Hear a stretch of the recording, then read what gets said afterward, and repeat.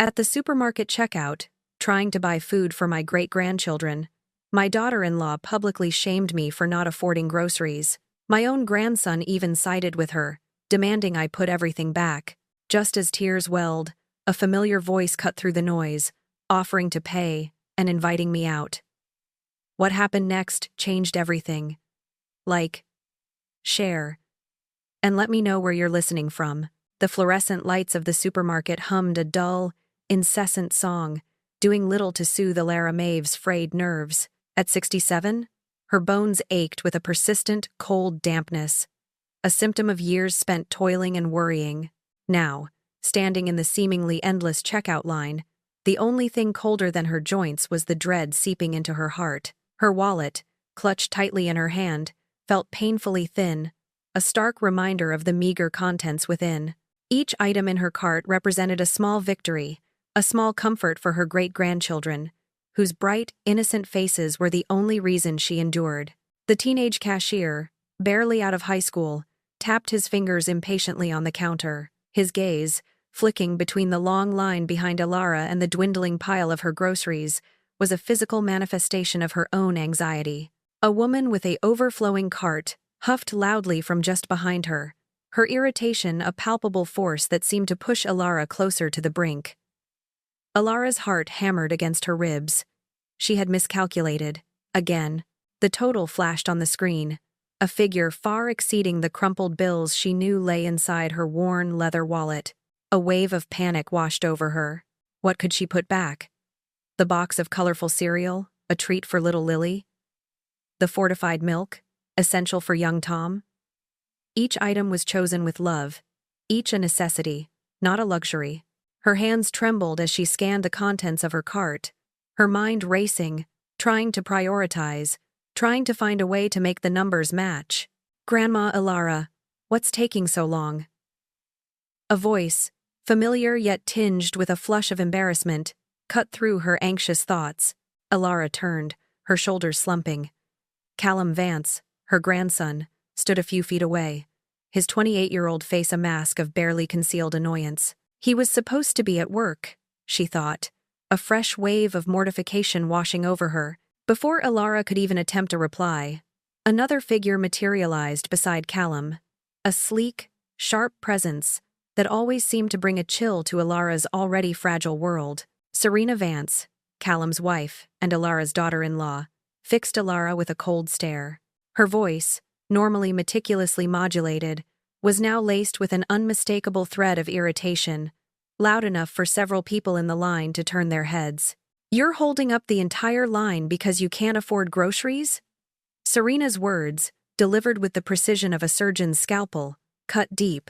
The shame burned in Alara's cheeks, a fiery blush that spread through her whole body. She could feel the curious, pitying, and even judgmental stares of the people around her. Her throat tightened, making it impossible to speak. Then came the second, sharper blow. Callum, her own grandson, shifted his weight uncomfortably, but nodded in agreement with his wife. "She's right. Grandma, you live in our house, eat our food. Do you have to cause a scene every time you go out?" His words, though softer than Serena's, were a betrayal that stung Alara more than any public humiliation. Live in their house, eat their food. The constant refrain, the subtle reminders of her dependency, were a daily torment. Tears, hot and stinging, welled in Alara's eyes, threatening to spill over. Her gaze dropped to the floor, fixating on a stray piece of confetti.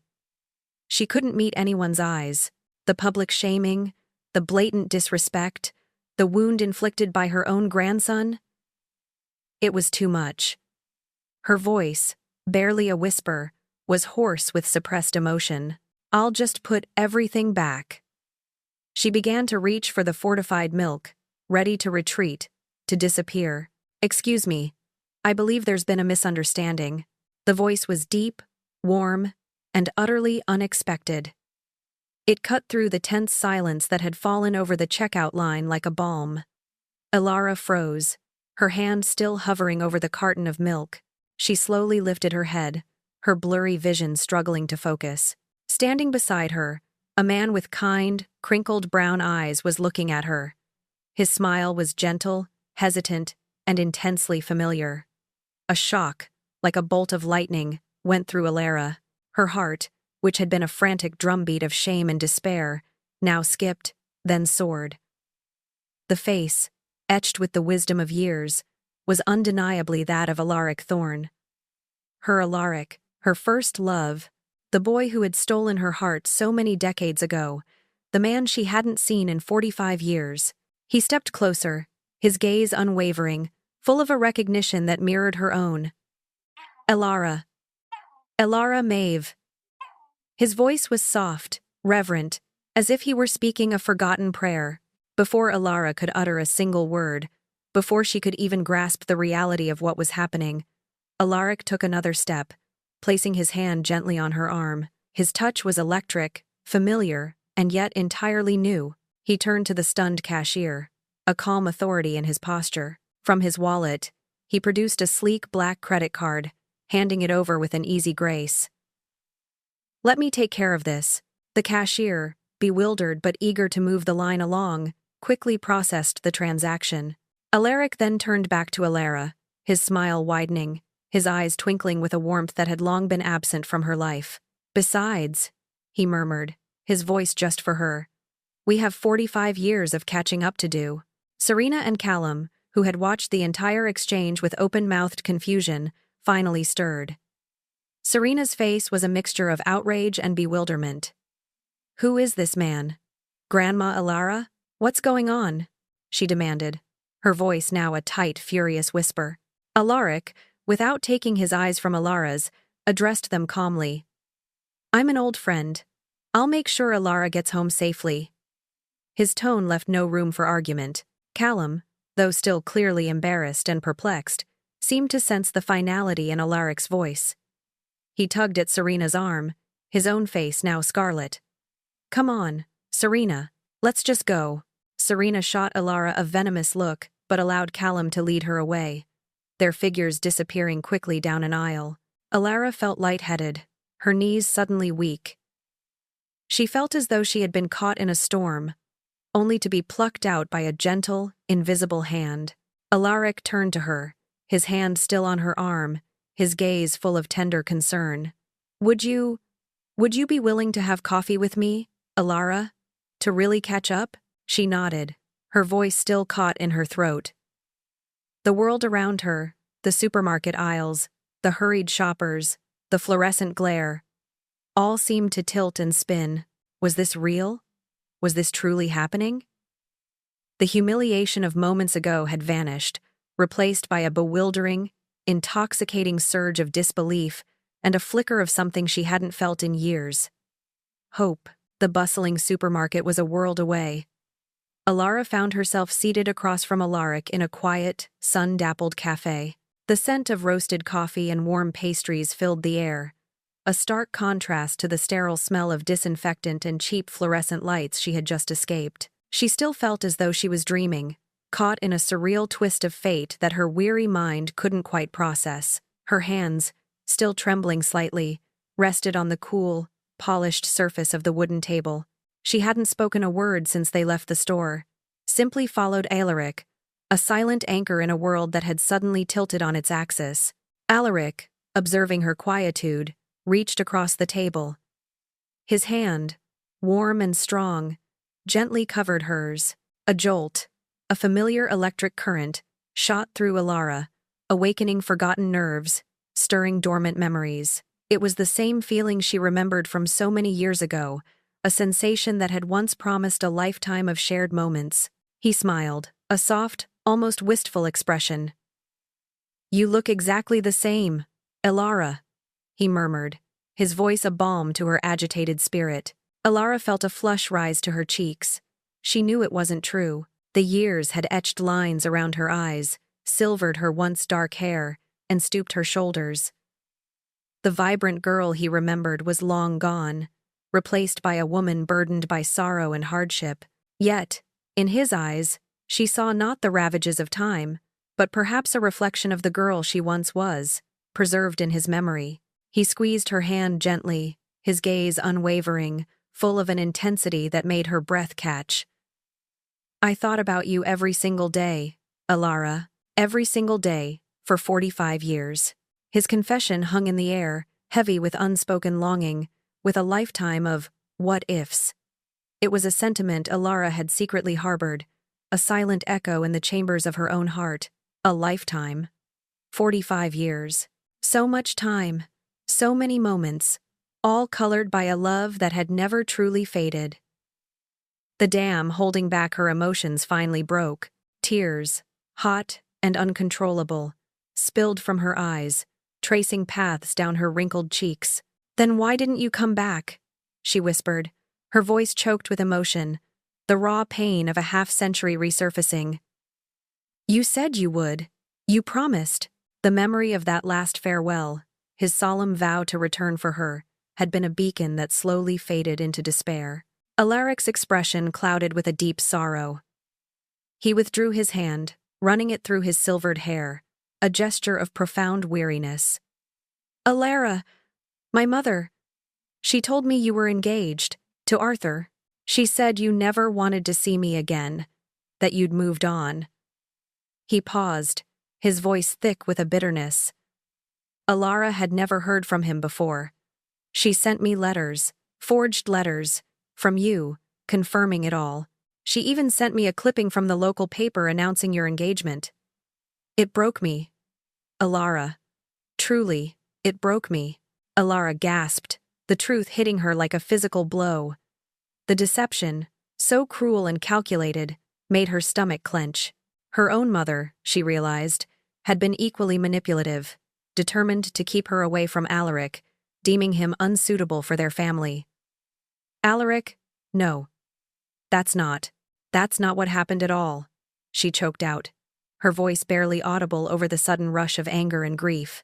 The pieces of a long-buried puzzle clicked into place, revealing a tapestry woven with lies and lost chances.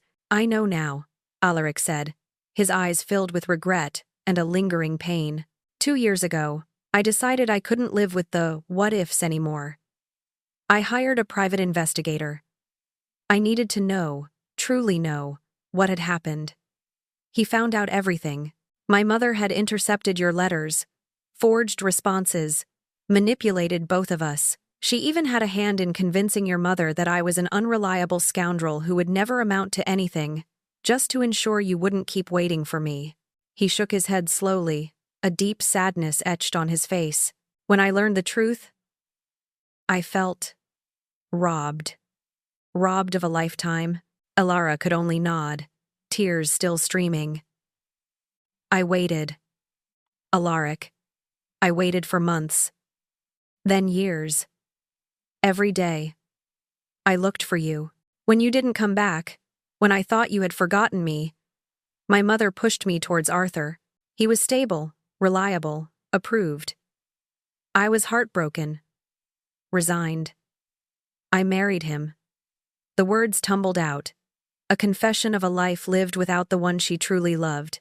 He reached for her hand again, his thumb gently stroking her knuckles. Did you love him, Alara?" The question was soft, tender, yet held the weight of decades. Alara met his gaze, her answer honest and unwavering. "No, Alaric. Not the way I loved you. Not like that. Arthur was a good man, a kind husband in his own way, but he wasn't you. There was always a part of me that waited." Alaric's eyes softened, a deep, knowing understanding passing between them. He then began to recount his own life, a parallel existence lived under the shadow of a lie. "I went on with my life too. I met Eleanor. We married, had 2 wonderful children, a boy and a girl. She was a good woman, a wonderful mother. I loved Eleanor. Truly, I did," he clarified, his voice laced with genuine affection and respect for his late wife. "But you, Alara, you were the great love of my life. You were the one that got away. That hole in my heart, the one meant for you, was always there, even when I was happy with Eleanor." He paused, a deep sigh escaping him. "She passed away 3 years ago. Pancreatic cancer." It was quick. Alara offered him a sympathetic nod, a shared understanding of loss passing between them. Then, in turn, she shared her own sorrows. She told him about her son, Julian, her only child, who had been everything to her. He died in a car accident, Alaric, 10 years ago. He was so young. It broke me. After that, I couldn't bear to live in my home anymore. It was too full of memories. Callum and Serena. They offered for me to come live with them. Alara's voice wavered as she described the slow erosion of her independence, the increasing condescension, and the subtle cruelties that had become her daily reality. She painted a picture of a life that was less a home and more a gilded cage. Alaric listened intently, his expression darkening with each revelation. When Alara finished, a muscle twitched in his jaw.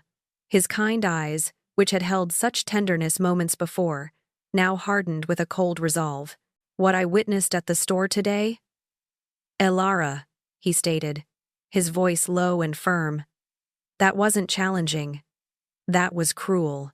He looked at her, his gaze holding a promise of protection she hadn't seen in years. The warmth of Alaric's presence was comforting, yet his intense gaze spurred Alara to reveal more than she normally would. It had been years since anyone had truly listened, truly seen her beyond her usefulness. She hesitated, picking at a loose thread on her sleeve, before beginning to describe the rhythm of her days. Well, she started, her voice soft, almost apologetic. I usually wake up around 6. The children, Clara and Leo, they're still asleep then.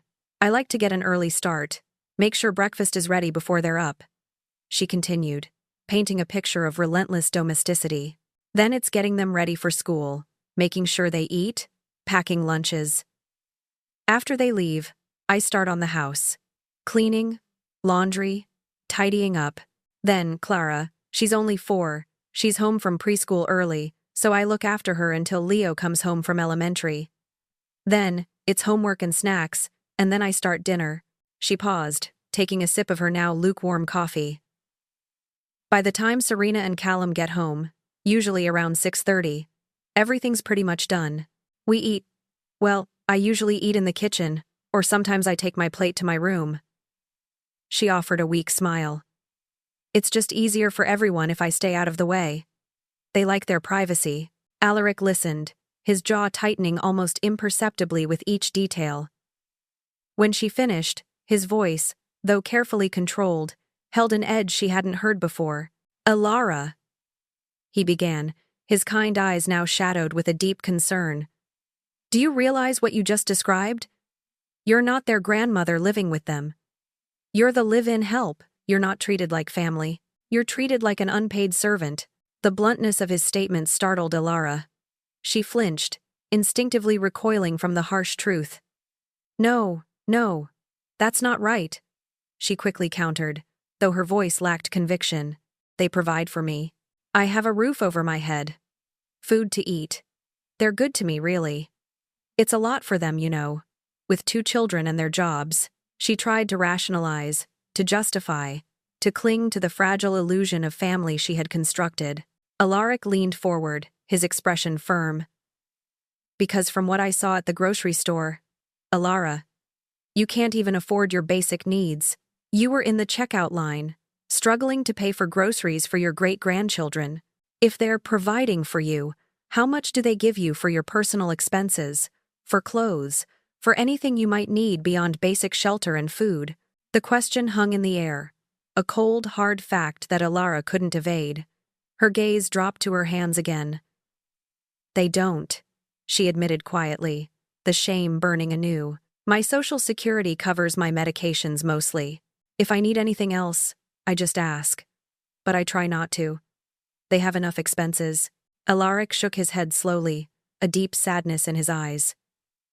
Alara, he began, his voice softer now, yet filled with a steeliness that commanded her attention. When I hired that investigator, I asked him to look into your past, not just my mother's deception.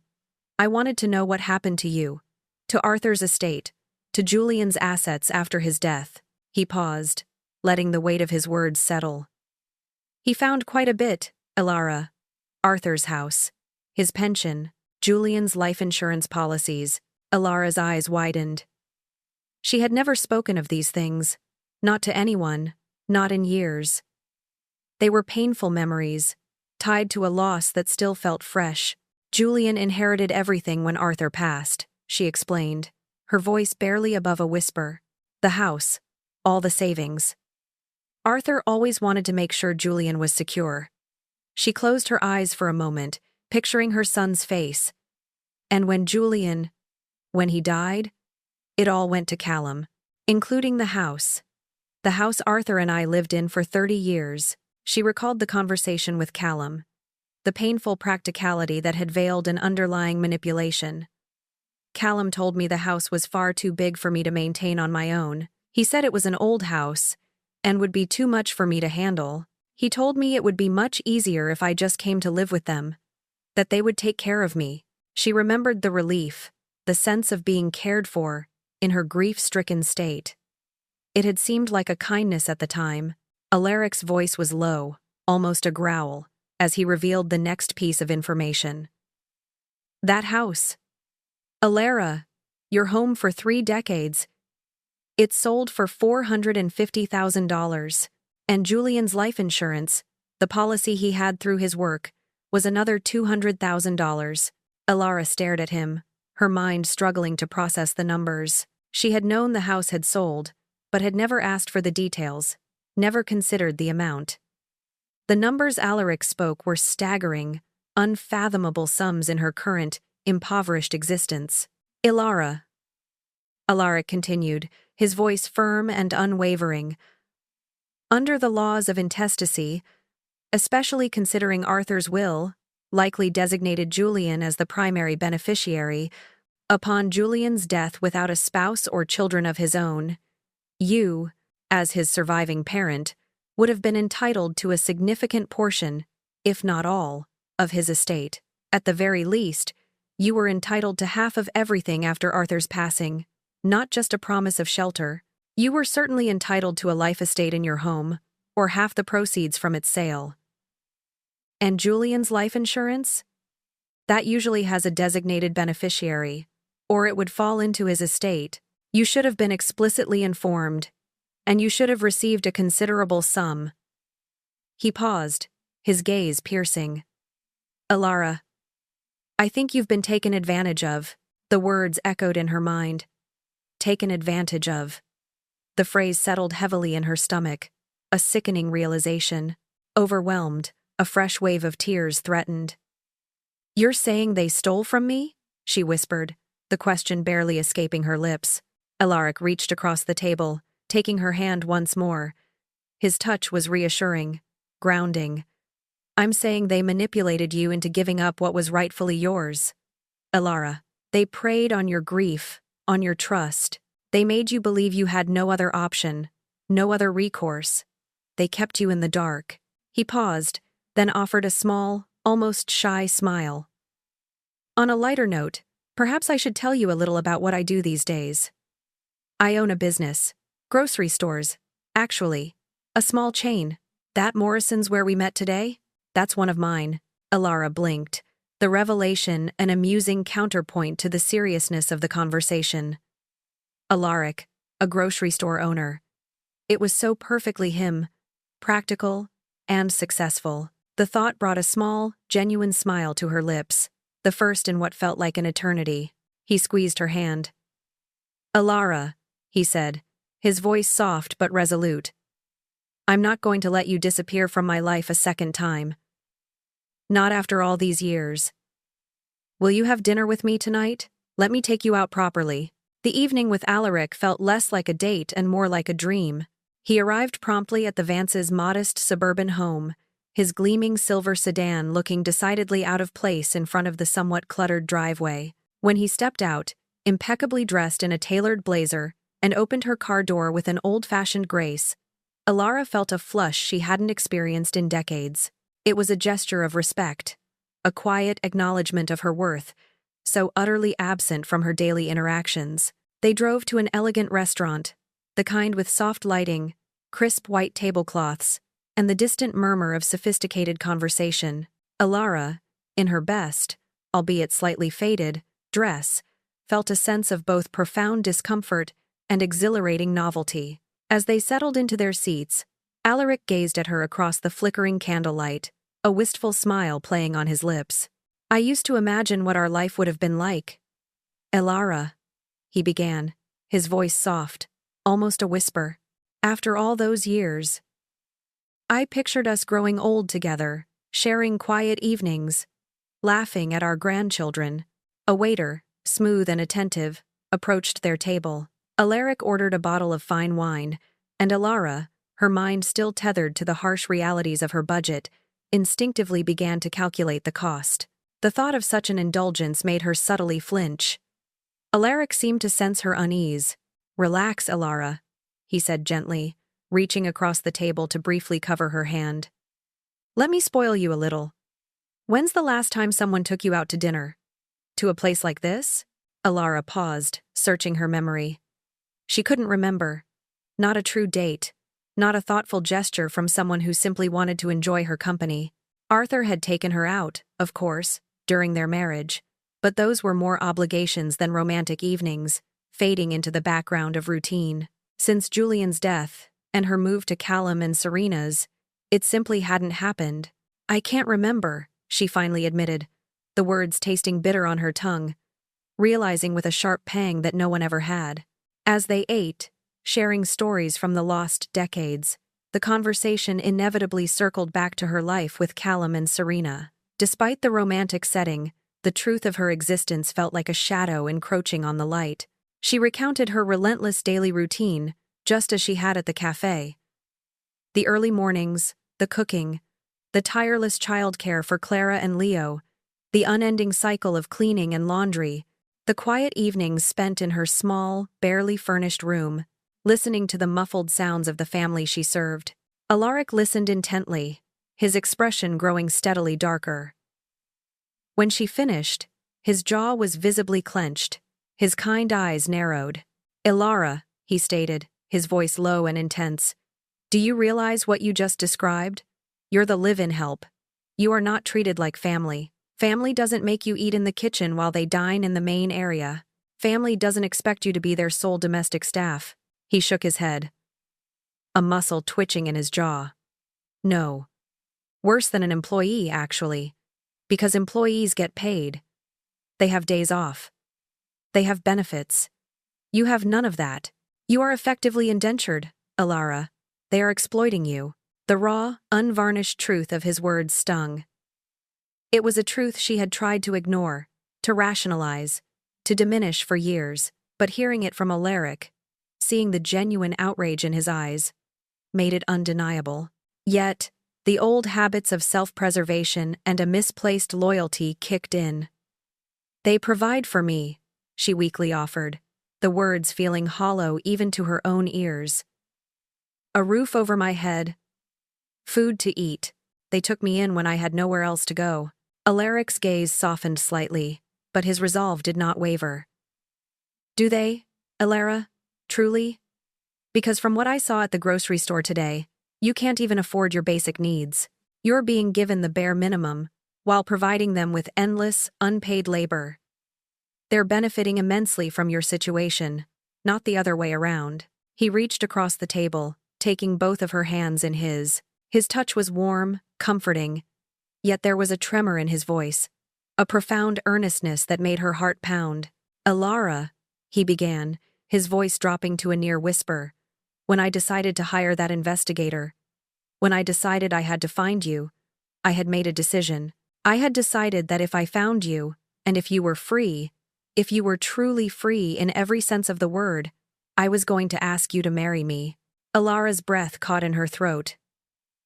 Her mind reeled. Marriage? To Alaric? The thought was so utterly fantastical, so far removed from her grim reality, that she could barely grasp it. "I loved you then, Elara," he continued, his eyes full of a love that had defied time and distance. "And seeing you again today, seeing you after all these years, despite everything, I love you now, more than ever. You are still the most beautiful, the most resilient woman I have ever known." He squeezed her hands gently. "I want to take care of you, Elara. the way you deserve to be taken care of. I want to give you a life of comfort, of peace, of joy. A life where you are cherished, not used. Alara was stunned into silence. Her mind raced, a whirlwind of emotions. This was a life she had thought impossible. A dream she had buried under layers of grief and resignation. It was too much, too soon, too good to be true. Yet, looking into Alaric's earnest, loving eyes, she knew he was utterly sincere. As Alaric drove her home, the silver sedan gliding silently through the quiet streets, he reinforced his message. He pulled up to the curb, but didn't open her door immediately. He turned to face her, his gaze intense. Think about it. Alara, really think about what you want for the rest of your life, because you deserve so much more than what you're accepting right now. He leaned in, gently kissing her forehead. I'll call you tomorrow. He watched until she was safely inside, the porch light illuminating her small, tired figure. Alara closed the door, leaning against it, her heart thumping a frantic rhythm. The words echoed in her mind. I love you now. Marry me. The proposal, the revelation of his enduring love, had thrown her world into complete disarray, offering a glimmer of hope so bright it was almost blinding. Alara spent a restless night, tossing and turning in the narrow bed of her small room. Alaric's words, his proposal, and the ghost of a love rekindled, echoed in her mind, mingling with the buried memories of a past she thought she had long made peace with. The image of the sapphire and diamond ring, unseen but vividly imagined from his story, swam behind her eyelids. Could it be true? Could this new, impossible future truly be for her?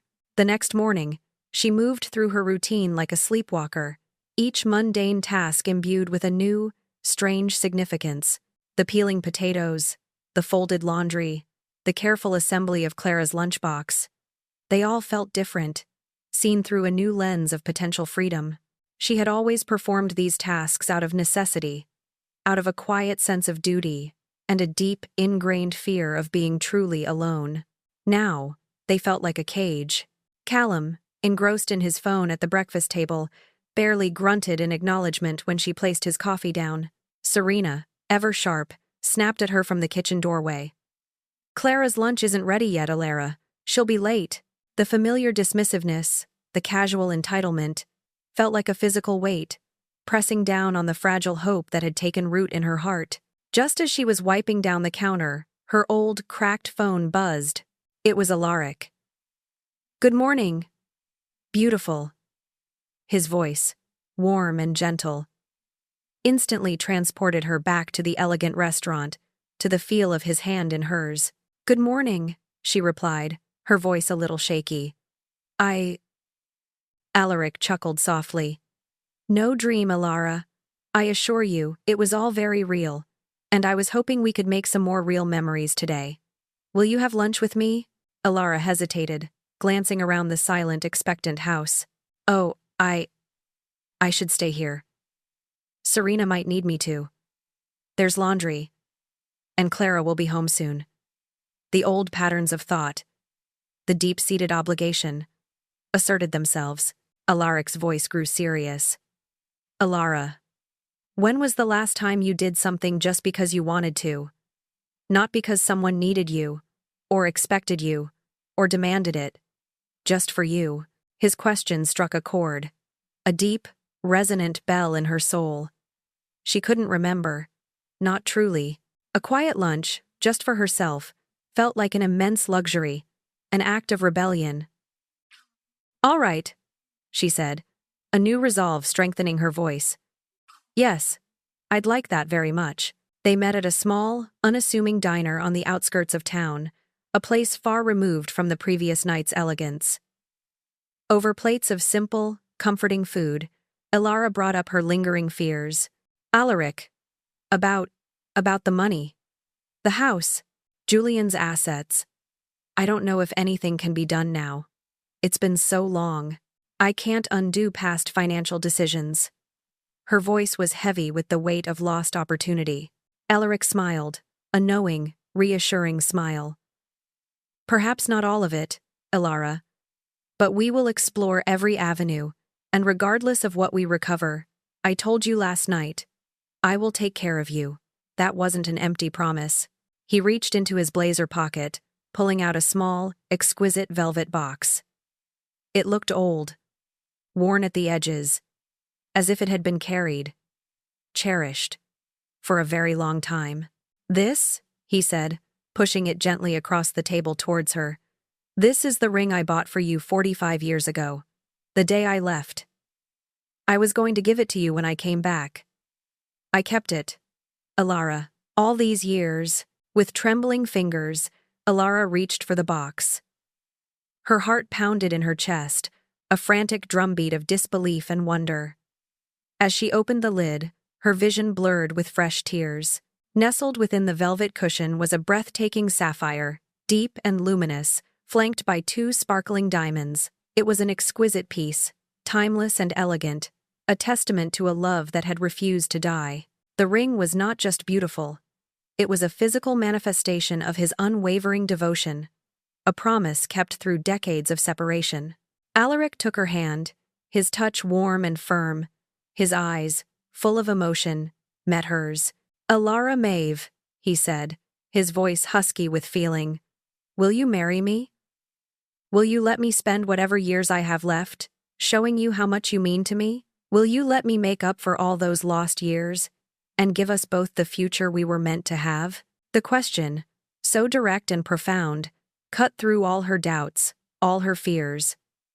A sudden, exhilarating sense of lightness filled her, something inside her chest, a tightly wound coil of grief and resignation, seemed to break free. Yes, she whispered, the single word imbued with the weight of a lifetime. They spent the rest of the lunch planning, not just a wedding, but a future. He spoke of his lake house, a peaceful haven he envisioned them sharing, of travel, of quiet evenings by the fire, of simply enjoying each other's company, free from the demands and expectations of others. Then, a flicker of worry crossed Alara's face. My family, she said, her voice dropping. Callum and Serena. What will they say? Alaric's expression grew serious.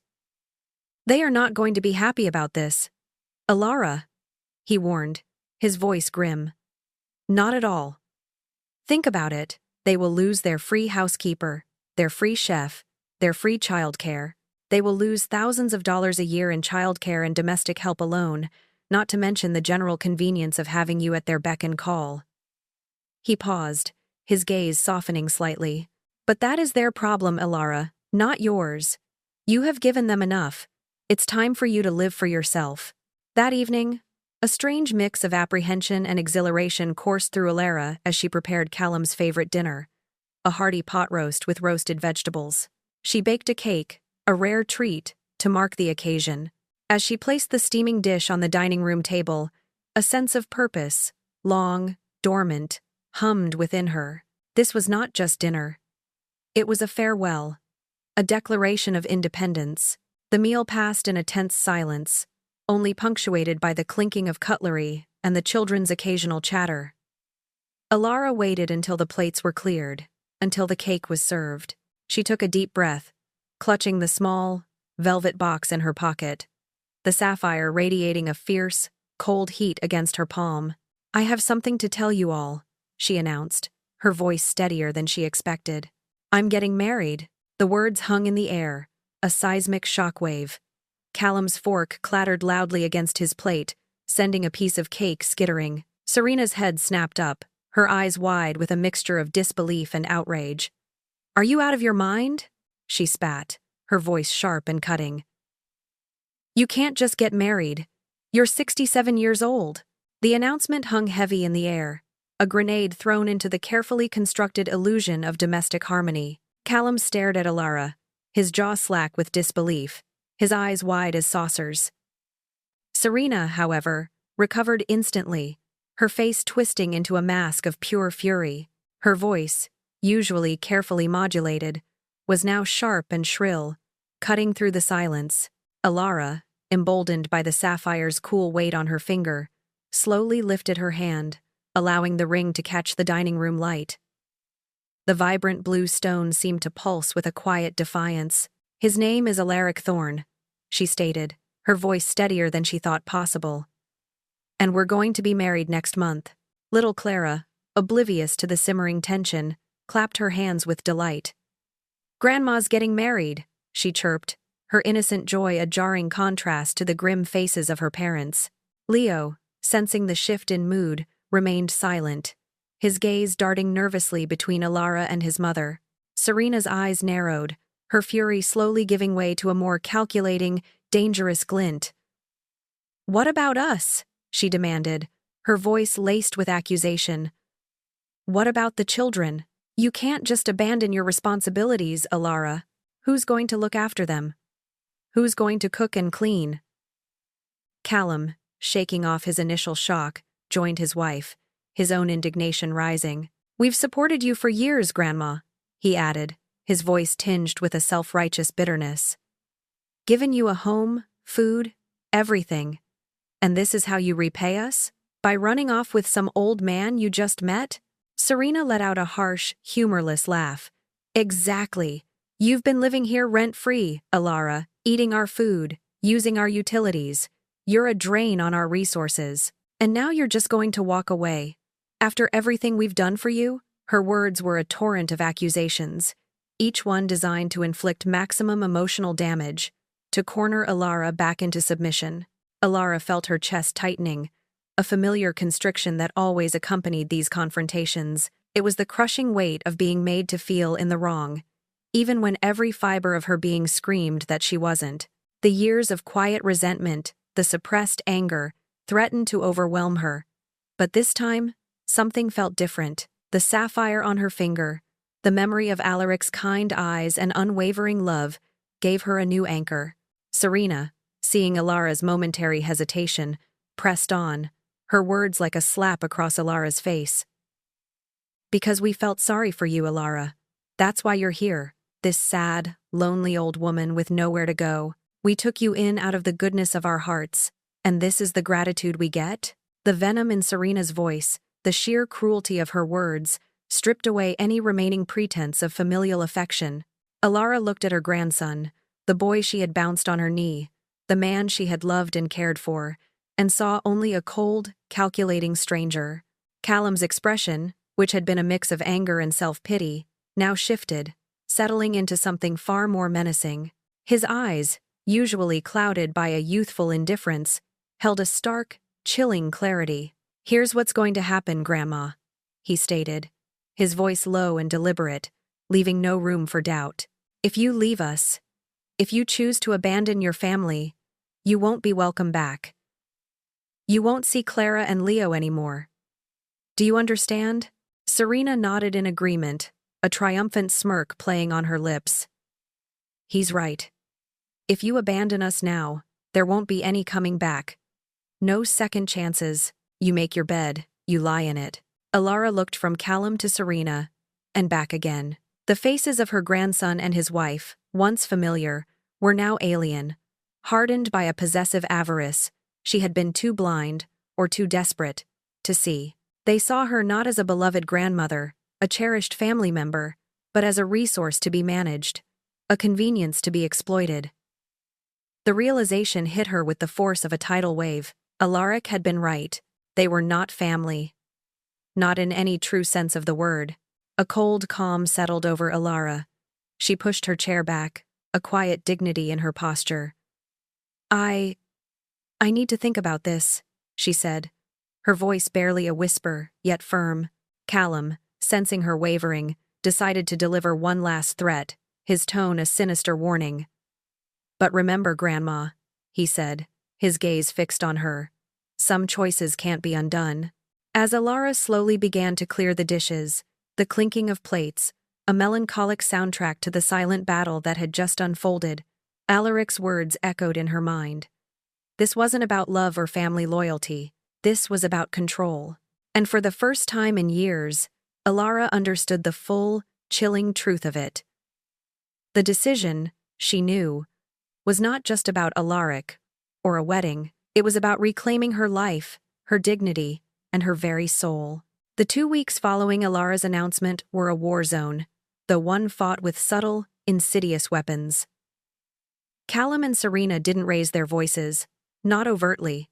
Instead, Alara endured clipped orders, eyes that narrowed into cold slits, and a barrage of passive-aggressive comments designed to make her feel guilty, worthless, and utterly dependent. Every request was accompanied by a sigh. Every chore, a silent accusation. The atmosphere in the house grew thick with unspoken resentment, palpable even to the children. Clara and Leo, usually boisterous, moved through the house with a subdued quietness, sensing the tension, their innocent eyes reflecting a silent confusion.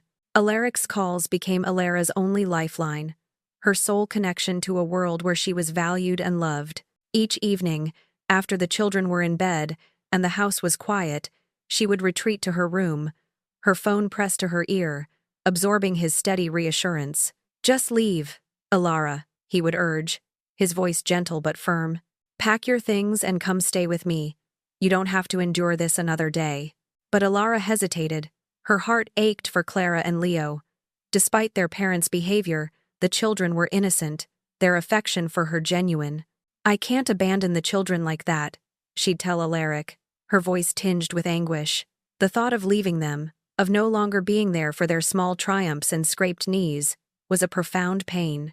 Alaric understood, but he didn't relent. "Alara," he said, his voice imbued with a quiet intensity, "they're using your love for those children to keep you trapped. They know it's your weakness, and they're exploiting it. You're not abandoning them. You're escaping a toxic environment.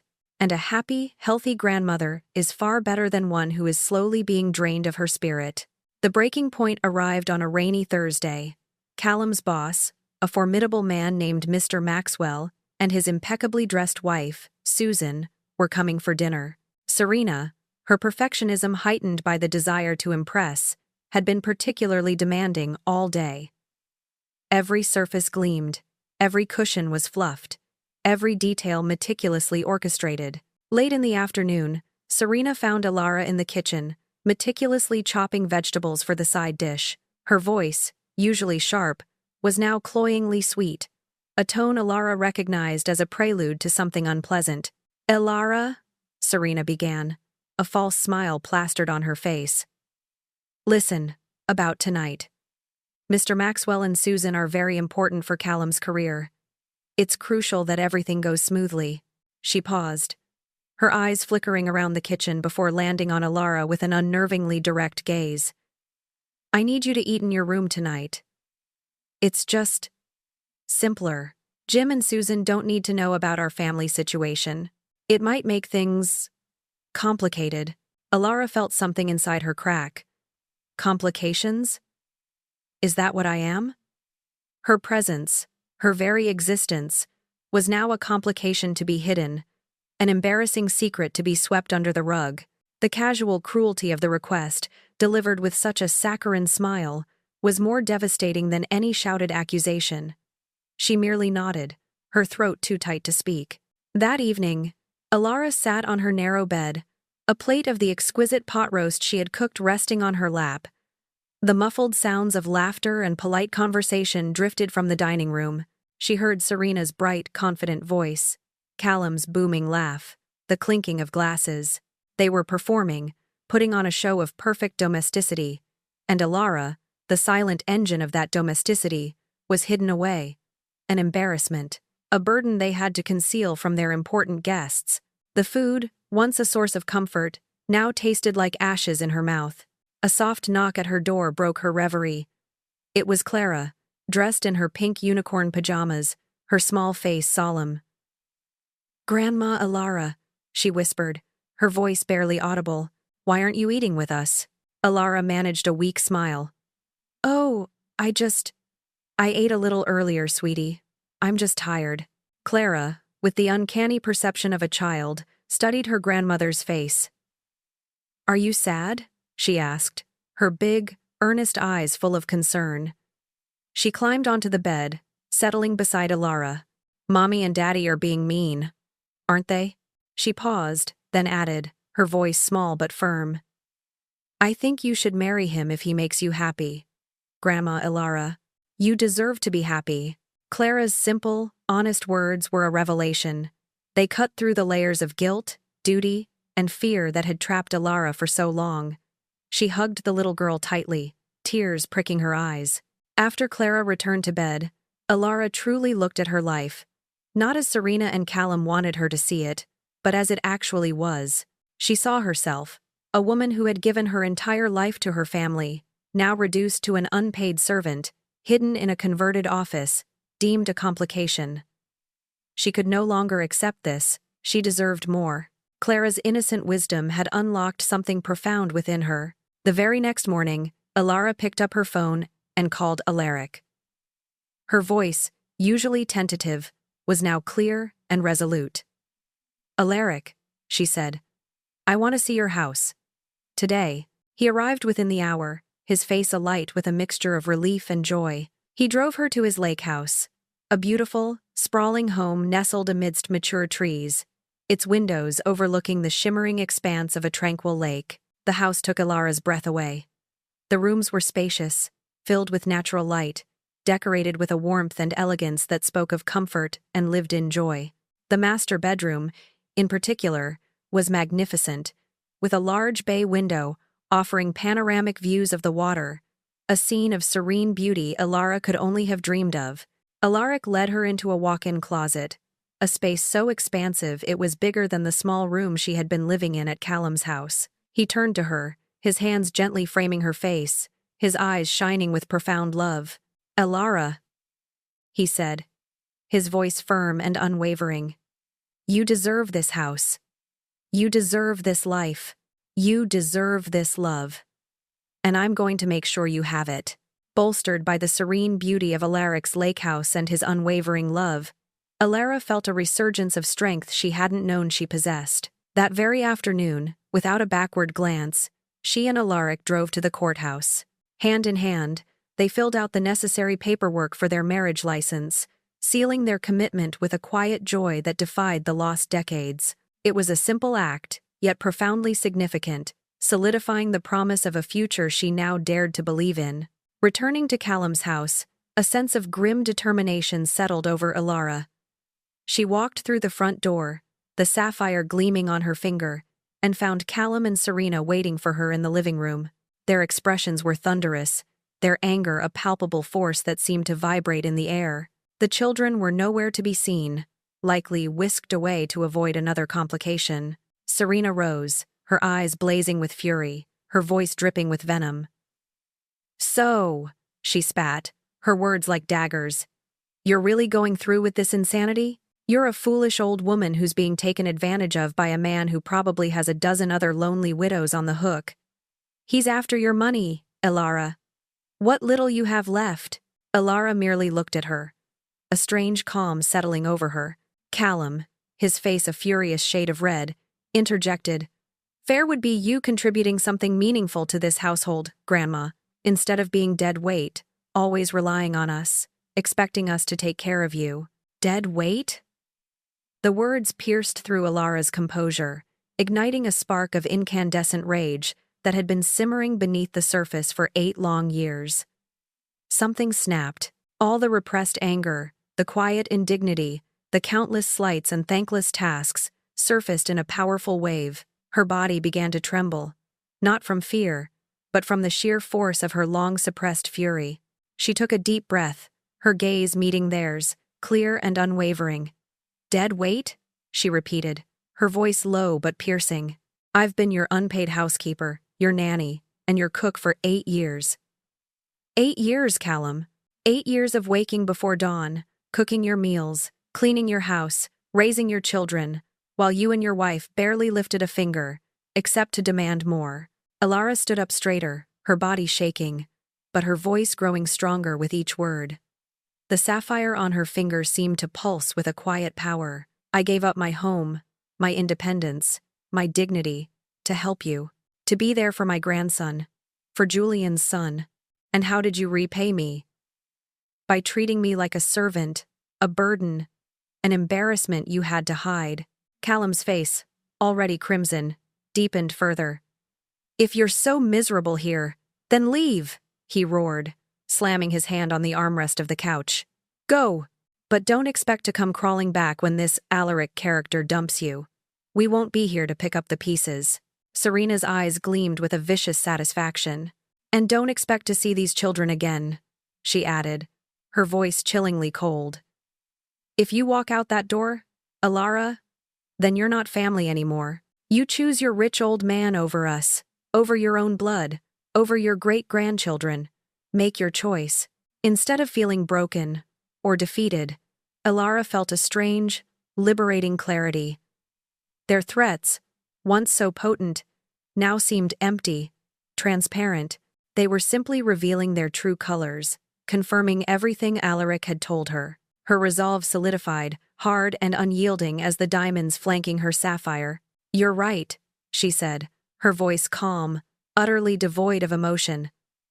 I am making a choice. I'm choosing dignity over degradation.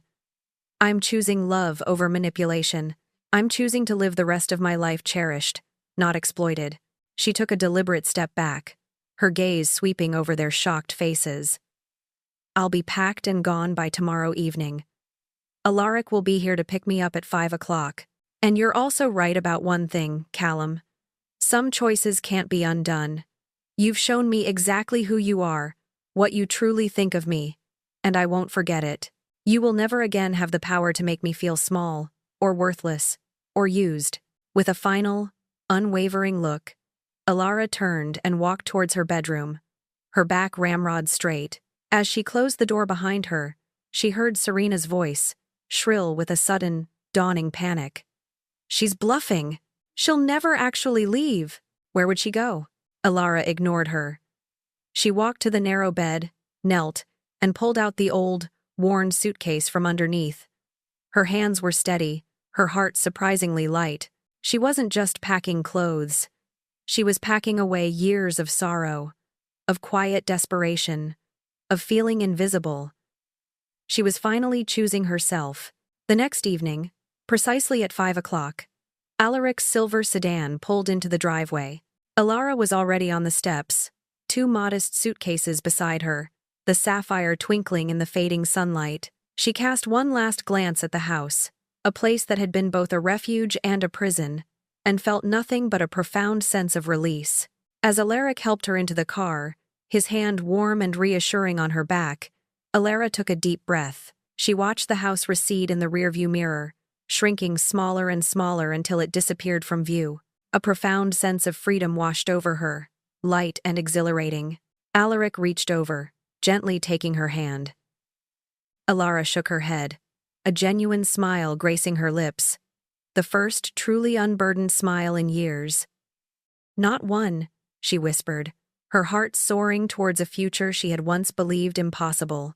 Alaric's house, nestled by the tranquil lake, felt less like a new residence and more like a gentle embrace. It was spacious, yet warm, filled with light and a sense of peaceful contentment. He had thoughtfully prepared the guest room for her, a sanctuary with soft linens and a view of the water, allowing her space to adjust. But the true surprise came when he led her to a bright, airy room adorned with floor-to-ceiling bookshelves, a comfortable armchair, and a sturdy writing desk by a window overlooking a lush garden. This, he announced, his eyes twinkling, is a room that's entirely yours, Alara. For your books, for your thoughts, for whatever pursuits bring you joy.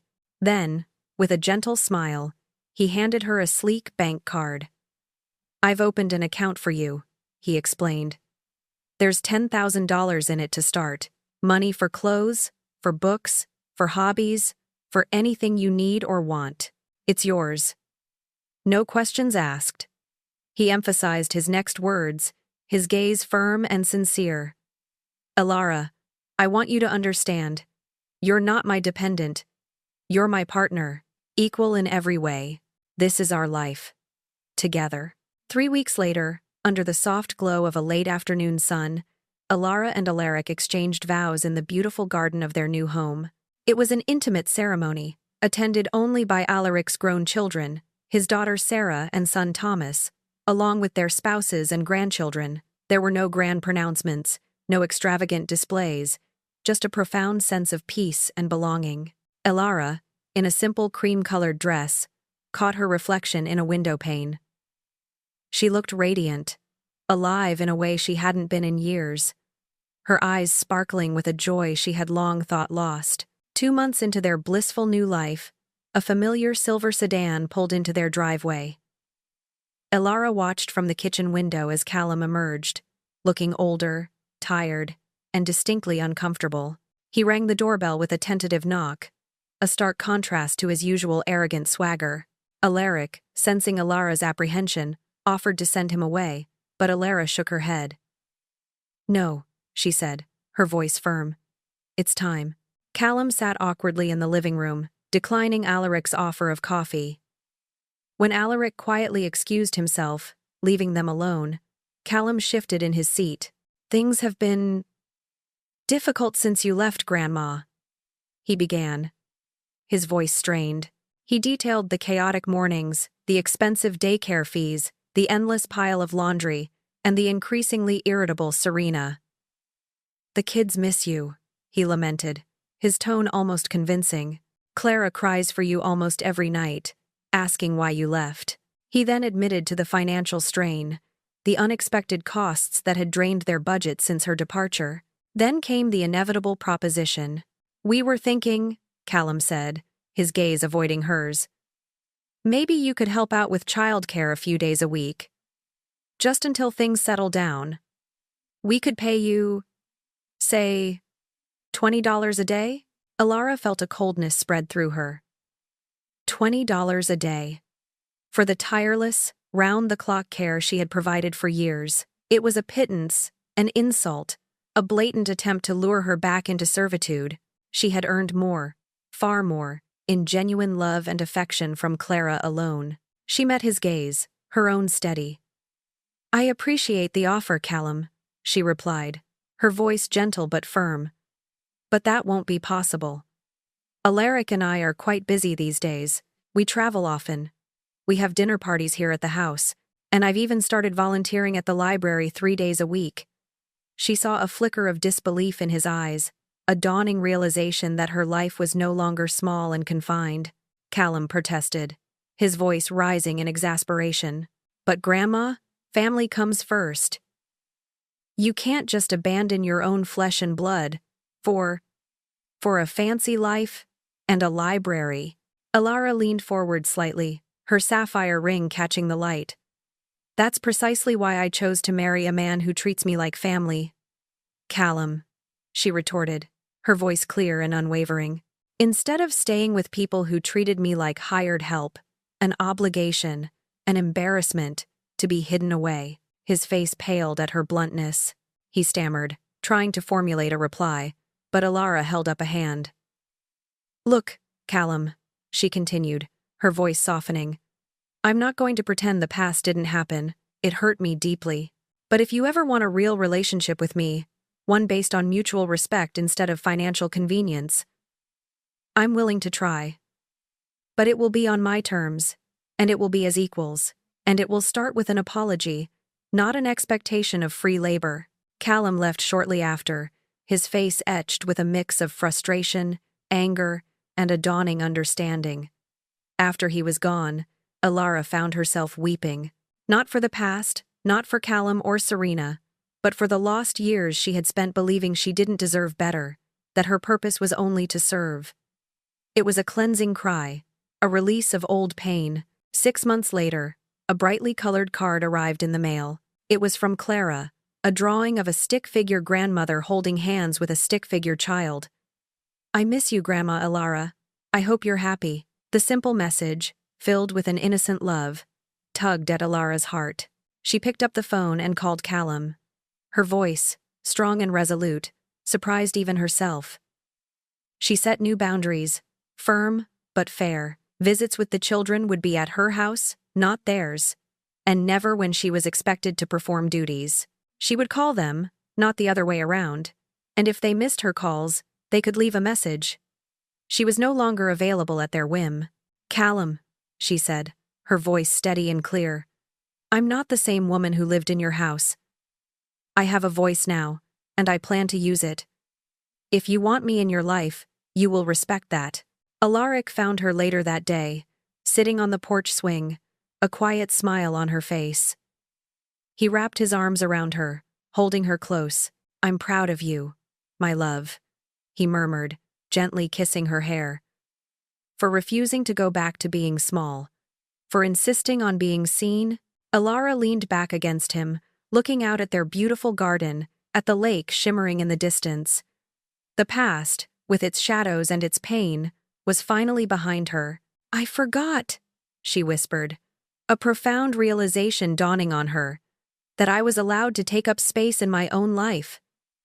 And now I remember.